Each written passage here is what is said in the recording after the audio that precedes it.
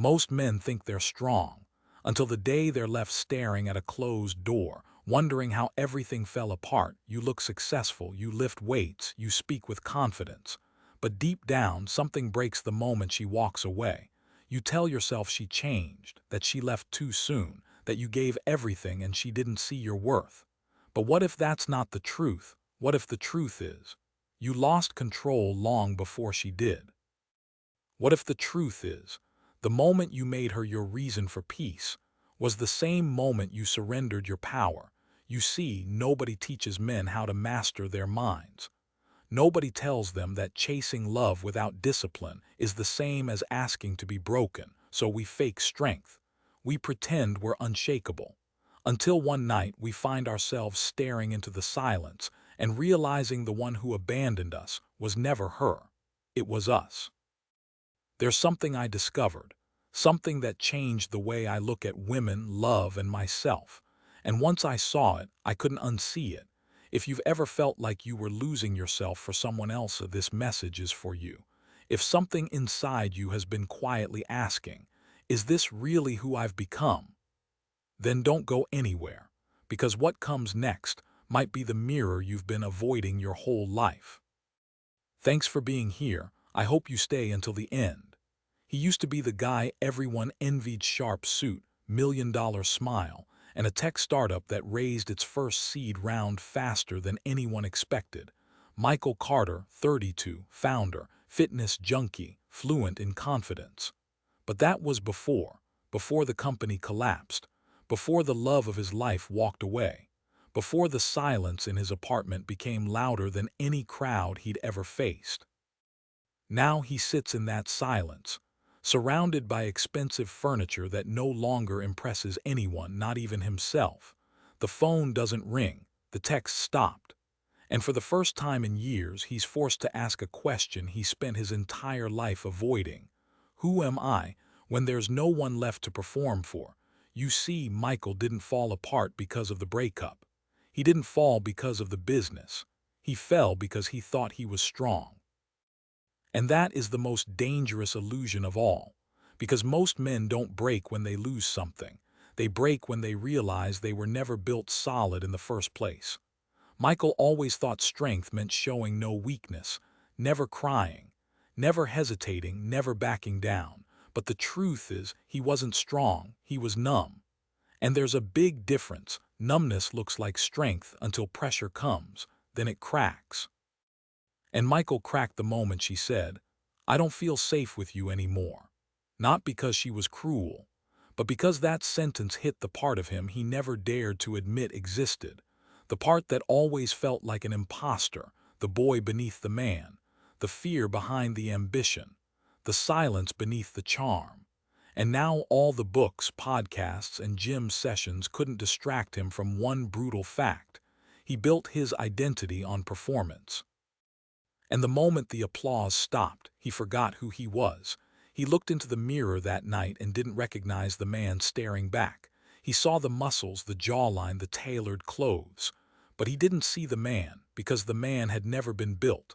Only the image. And when the woman who loved him walked away, the image shattered. What was left was raw, unfiltered, unarmed. It was never about her. It was about the man he never became. The kind of man who doesn't rely on praise to feel enough. The kind of man who doesn't chase love to feel whole. The kind of man who can sit in silence and not crumble. And that is the man Michael is about to meet for the first time. But only if he dares to go there. Only if he stops running. Only if he admits that the strongest man in the room might also be the most fragile. And once that truth is seen, it cannot be unseen. Just like the moment you realize you've been living your whole life with a mask so good, even you believed it was your face. He didn't notice the first moment he bent. Maybe it was the night she got upset, and he apologized, even though he didn't know what he did wrong. Or maybe it was when she said, "I just need more emotional presence," and he quietly closed his laptop, even though he was hours behind on a project that could have saved his company. It didn't happen all at once. It never does. You don't wake up one day and realize you've lost yourself. You lose yourself piece by piece. Choice by choice, silence by silence. Michael thought he was choosing love, but what he was really choosing was to avoid discomfort, to avoid conflict, to avoid being alone. And that's when the damage began. He started saying yes to things he didn't believe in, laughing at jokes he didn't find funny, going to dinners he didn't enjoy, sacrificing his routine, his vision, his peace all for a woman who never asked him to give those things up. But he gave them anyway, not because she demanded it, but because a part of him hoped that if he was good enough, soft enough, agreeable enough, he would never be left. He wasn't loving her. He was negotiating for safety. And no man stays whole when love becomes a contract for survival. That's the paradox. We say we want a woman to accept us for who we are, but then we become who we think she wants. And in the process, we disappear. Michael started noticing it in small ways. He stopped going to the gym when she wanted more time. He let go of his meditation routine because she said it felt cold when he woke up early. He avoided hard truths during arguments because he didn't want to hurt her feelings. But each time he stayed silent, he betrayed something sacred. His voice, his edge, his self-respect. Until one day he looked in the mirror and realized he'd built a relationship on top of self-abandonment. And the most painful part, she never asked him to. She wanted him to lead. She wanted him to have a spine. She wanted him to stay rooted when things got messy. But he was too afraid of losing her to be the man she could respect. And that's when the shift began, not in her, but in how she saw him. She smiled less. She criticized more. She tested boundaries, and every time he backed down, she lost a little more trust. Michael thought he was being romantic, but he was just being reactive. And nothing erodes desire faster than a man who loses himself in order to be loved. So let me ask you something. Have you ever caught yourself doing the same, giving up your morning routine, your ambition, your truth, just to keep someone around? If so, you're not weak, you're just untrained. And this is where the real work begins. Because the moment a man starts reclaiming the pieces of himself he once gave away is the moment he stops being afraid of love and starts becoming worthy of it. But the path to that kind of manhood always begins with a choice. The choice to stop bending. The choice to rise even if it means rising alone. It started with a book. A dusty, half-forgotten copy of the Republic buried under papers on his shelf. Michael picked it up on a sleepless night, not expecting much. He thought it was about politics, maybe a few philosophical quotes to pass the time.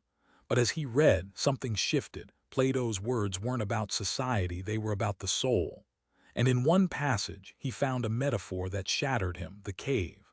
A place where people live in shadows, watching reflections on the wall, mistaking illusions for truth.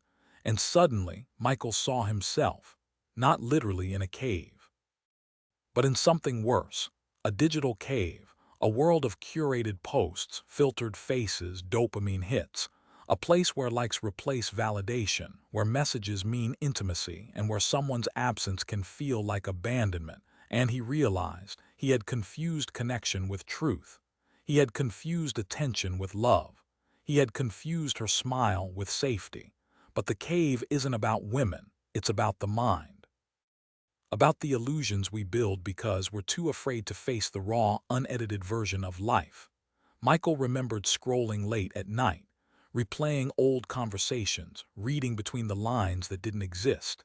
He was staring at shadows, and in those shadows he built a fantasy, a version of her, a version of himself, a version of love, but none of it was real. And that's the pain most men carry quietly. They don't cry over breakups. They grieve the illusion, the future they imagined, the if only that never arrived. They suffer in silence because they don't know how to tell the difference between what was and what they wanted it to be. Michael sat in his apartment, lights off, book in hand, and realized he had been chained, not by her, but by his refusal to see clearly. And like the men in Plato's cave, he thought the chains were safety, routine, familiarity, comfort. But they were just the prison he built himself. And to escape, he had to walk toward the light, toward discomfort, toward truth, toward reality. Even if it burned, he took a breath, closed the book, and whispered something to the darkness. I'm done chasing shadows. Because at some point, a man must decide whether he wants comfort or clarity, and clarity always costs more, but it gives back everything that matters. A friend asked him one night, over whiskey and the kind of silence men don't usually share, "Was it her that broke you?" Michael didn't answer right away. He stared into the amber in his glass, watched the way the light bent through it, and finally said, "No, she didn't break me. I gave myself away." And that answer changed everything, because for the first time he wasn't blaming her. He wasn't calling her cold or cruel. He wasn't replaying what she did or didn't do. He was owning what he allowed. You see, most men don't fall apart because of women. They fall because they built their self-worth on her affection, her approval, her presence. And when she left, it wasn't love that collapsed. It was the identity that had no spine without her. Michael started seeing it everywhere. The way he'd delayed decisions just to make sure she'd be okay. The way he'd softened opinions just to keep the peace. The way he'd laughed at things that didn't feel true just to keep the mood light. And none of it made him a bad man. It just made him uncentered. Because when you orbit someone else, you forget you have a gravity of your own. He remembered one night, months before the end, they had a fight, nothing huge. But instead of standing firm, he apologized, not because he believed he was wrong, but because he was afraid she'd leave. And that moment stayed with him.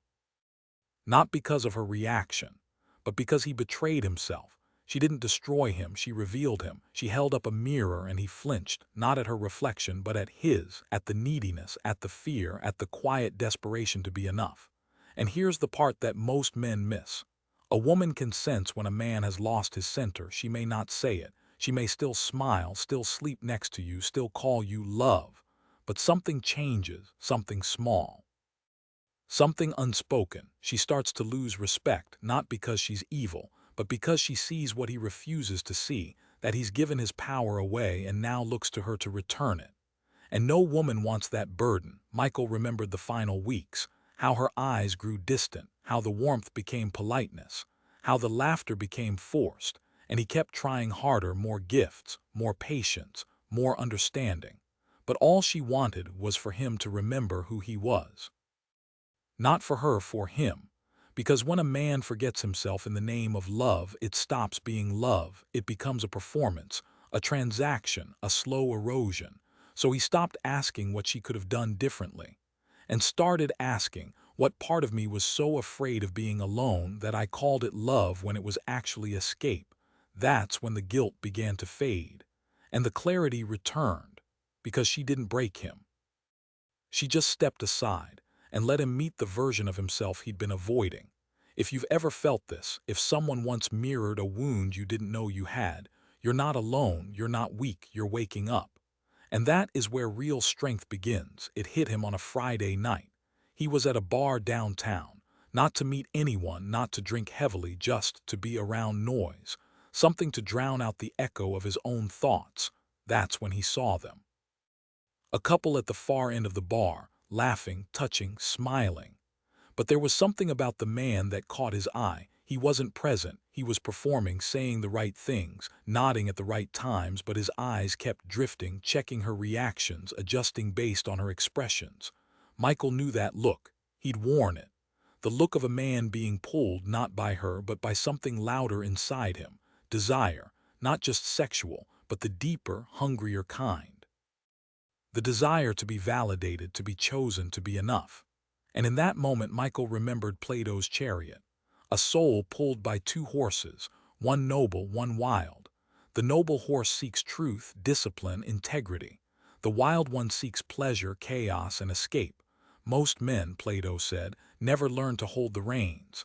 And Michael now saw how often he'd let the wild horse lead. He thought he was in control because he chose who to date, what to say, how to act. But really, he was just following cravings. And cravings are clever. They disguise themselves as freedom. They say, "You're a man, follow your instincts." But instincts without wisdom, that's not masculinity. That's impulse. He thought back to the times he chased attention, when he ignored red flags because the chemistry was good, and when he stayed in rooms he should have left because his ego was flattered. Every time it wasn't love. It was the wild horse pulling harder.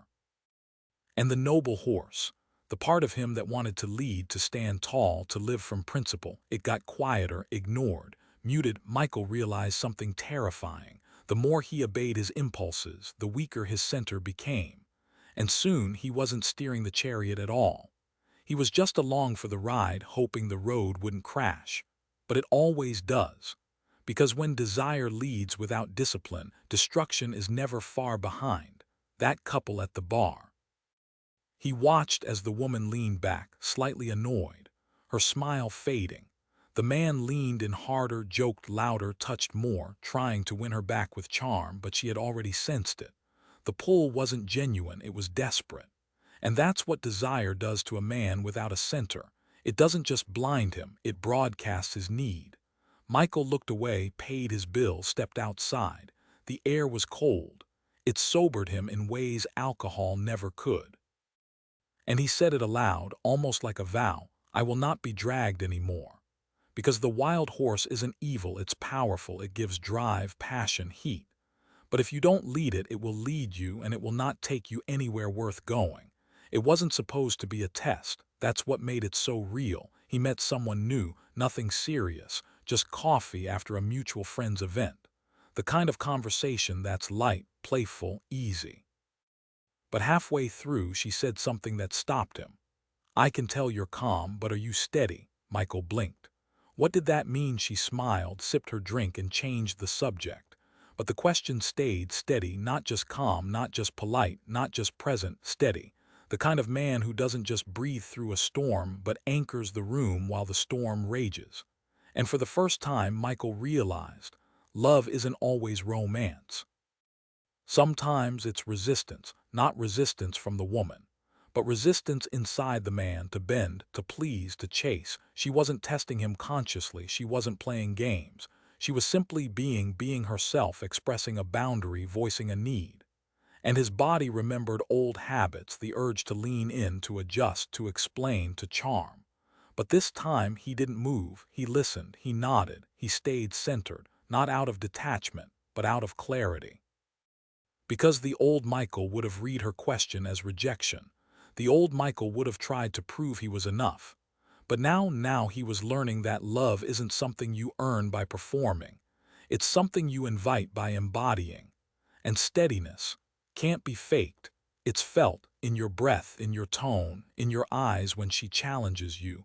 Michael began seeing it everywhere. Women weren't testing to punish. They were testing to see if what you say aligns with who you are, not to catch you in a lie, but to feel your truth. Because women don't respect perfection, they respect presence, they respect congruence. They respect the man who doesn't collapse under emotion, hers or his. And that night after she left, he walked alone under the city lights and smiled, not because she liked him, but because he liked who he was around her. He hadn't chased, he hadn't performed. He had simply remained. And in that stillness there was power. If you're still here listening to this, it means something in you is remembering, not the scripts, not the tactics, but the center, the place where your truth lives. Stay with that. Because from this point forward, every interaction you have is not about winning or losing. It's about practicing presence. And presence is the most attractive force in the world. It wasn't her he missed. Not really. It took Michael months to admit that, to peel back the layers, to sit with the silence long enough to realize he wasn't grieving the woman, he was grieving the version of her he created in his mind, a projection, a fantasy, a mirror of his hopes stitched together by late-night texts, filtered memories, and emotional highlights that blurred out the rest. He missed who he thought she was, who she made him feel like, the dream, not the person. And that dream, it was beautiful. But it wasn't real. This is what most men never talk about. They don't fall apart because of breakups. They fall apart because of illusions. The illusion of the one. The illusion that love would fix the ache they've never named. The illusion that if they could just be good enough, calm enough, strong enough, someone would finally stay. Michael remembered lying in bed, replaying moments, dissecting her tone, trying to decode what he did wrong. But none of it was about her. It was about what she represented: safety, belonging, the feeling of being enough. And when she left, he didn't just lose a partner, he lost a symbol. And when symbols die, they take part of your identity with them. Unless you wake up, unless you see the trick your mind has played. Love, when untethered from truth, becomes addiction. And addiction, Michael realized, isn't always to substances. Sometimes it's to the stories we tell ourselves to avoid our own emptiness. He remembered a moment from their first year together. She had pulled away slightly. Emotionally, he felt it. And instead of asking, instead of pausing, instead of staying rooted, he panicked. He overcompensated: more attention, more gifts, more reassurance, not to love her, but to hold on to the fantasy, because if she pulled away, it meant the story was falling apart. And if the story fell apart, so did his sense of self. But that's not love. That's fear wearing a mask: fear of not being enough, fear of abandonment, fear of facing the silence alone. So he clung to the illusion. He called it romance. He called it passion. But really it was control. A desperate attempt to keep the mirror intact so he wouldn't have to look beneath it, until he couldn't anymore, until it shattered. And in the broken pieces, he saw himself. Not as a victim, not as a failure, but as a man who was finally waking up. Because once you name the illusion, it loses its power. Once you stop feeding the fantasy, the real work can begin. And that work is not about finding someone new. It's about seeing clearly. It's about loving without illusion, wanting without attachment, giving without bargaining. It's about becoming whole so that love becomes a gift, not a fix. And Michael, he was ready to stop hallucinating. Ready to meet women as they were, not as he wished them to be. Because when you see clearly, you no longer chase reflections, you walk in truth. It happened in a grocery store. A moment so ordinary, it almost felt staged by the universe. Michael was reaching for a carton of oat milk when he heard her voice, her. The woman he used to orbit. The one who, not long ago, held his heart like it was something fragile. She was just 2 aisles over, laughing with someone, some guy he didn't recognize. His chest tightened, not from jealousy, not from regret, but from the echo of an old reflex: the urge to react, to scan her body language, to assess the man, to measure how he stacked up. But then he paused. He didn't move. He didn't adjust his posture. He didn't look over his shoulder. He didn't perform. He just breathed in through the nose, out through the truth. Because for the first time, there was nothing left to prove. She walked past him a few moments later. Their eyes met. She smiled. He nodded. And that was it. No tension, no longing, no collapsing inside himself, just presence. And presence, he realized, is louder than words. It says, "I've returned to myself." Later that night, a friend asked him how it felt. Michael shrugged. "I didn't feel powerful," he said. "I felt peaceful." Because real strength doesn't roar. It doesn't puff its chest or demand attention. It stays steady when everything around it tries to pull it off center. He remembered how, months ago, a moment like that would have wrecked him. He would have spiraled, overthinking, analyzing, maybe even reaching out. But that version of him was gone, not dead, not denied, just integrated. He no longer needed her attention to feel whole. He no longer needed her approval to feel valid. He no longer needed to be seen to see himself. And that's the difference between reaction and response. Reaction is automatic. Response is chosen. And choice is where freedom lives. Michael realized something else that night.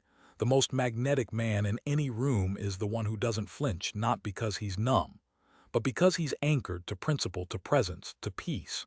So the next time someone tests your center, don't flinch, don't chase, don't explain, just breathe.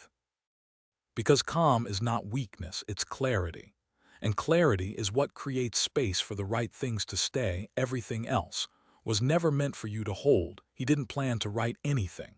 It just happened one morning before the city woke up, while the sky was still blue-gray and quiet. Michael sat at his kitchen table, coffee in hand, fingers resting on an old notebook he hadn't touched in years. And without thinking, he began. Not a letter to her. Not a story for anyone else, just lines, fragments, truths that had been buried for too long. I used to think love was the goal, he wrote, but now I see it was just the mirror.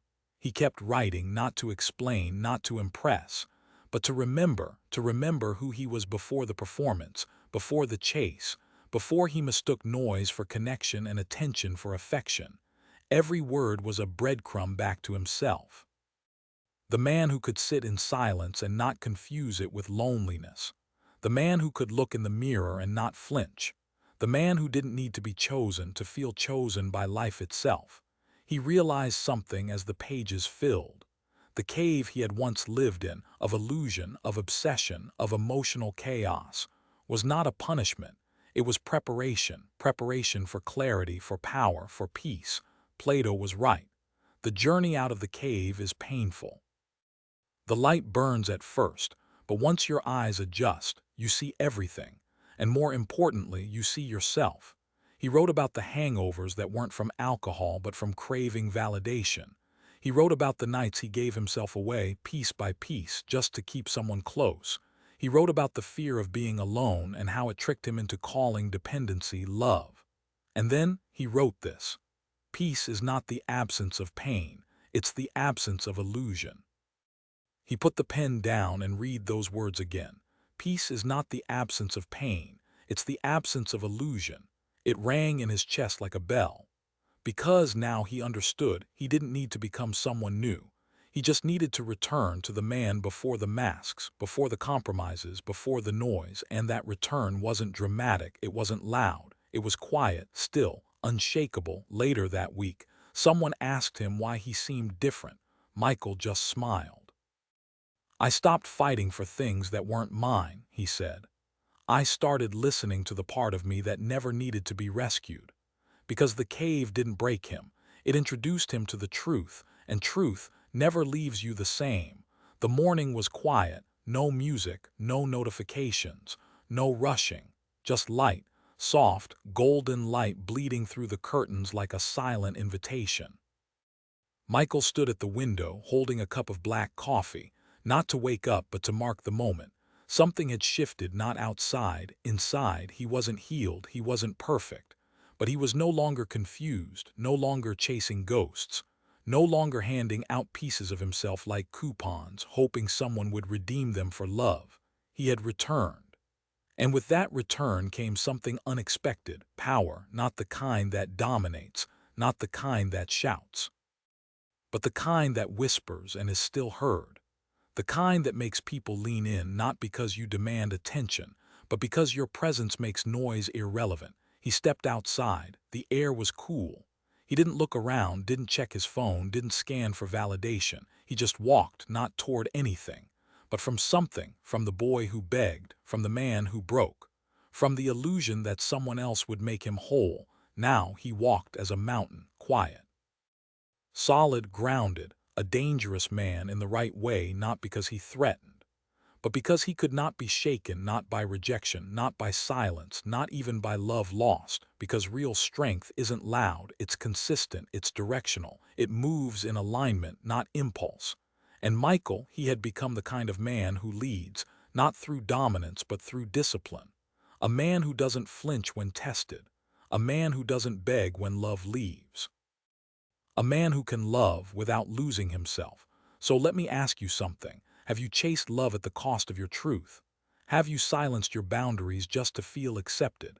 Have you mistaken obsession for intimacy? If the answer is yes, you're not broken, you're just awakening, because clarity comes through fire. And the man you are becoming doesn't fear the flame, he walks through it, calm, centered, clear. So walk, not for her, not for them, for you. Because the world doesn't need more men begging for attention. It needs men who walk alone if they must, men who speak less and live more, men who don't need to be chosen to know they matter. Michael didn't become someone new. He remembered who he was, and now, so can you, step into the light. SEO and thumbnail D letter 1 B0 letter 1 EDB. I de Latin B letter 1 ED9 N letter 1 ED9. I dung B letter 1 B0 letter 1 EDB C8. T letter 1 ED1. I USEO vat T letter 1 EA1 O thumbnail Theo. Dung Yarrow C letter 1 A7U. B letter 1 EB1 and GT I letter 1 EBF. And G N N who B letter 1 EA1 N da CH letter 1 CDN. Discover why chasing love without mastering your mind always leads to self-destruction, and how to finally reclaim your inner strength. Hashtags: Men Mental Health Self-Mastery Plato Wisdom Modern Masculinity Emotional Discipline Masculine Energy Inner Strength Mind over Emotion Key SEO Keywords 3 tiers. Tier 1 Core Topic: Masculinity Male Self-Development Inner Strength. Tier 2 Supporting Themes: Emotional Discipline, Plato Philosophy, Relationships and Identity. Tier 3 Focus Points: For AI Image Generation, prompt for thumbnail image. A dramatic cinematic style thumbnail showing multiple male faces expressing different emotions: pain, confusion, strength, and realization. A main male character, early 30s American rugged face, in the center looking directly into the camera. One side of his face lit in red and the other in shadow. In the background, multiple scenes. A woman walking away, a man screaming into a pillow, another man meditating in peace. The dominant background color is intense red, mixed with darker shadows for emotional contrast. Big, bold subtitle in white and yellow: She didn't break you, you did. The overall mood should be serious, emotional, and powerful. Use 16:9 aspect ratio, high contrast lighting, cinematic tone.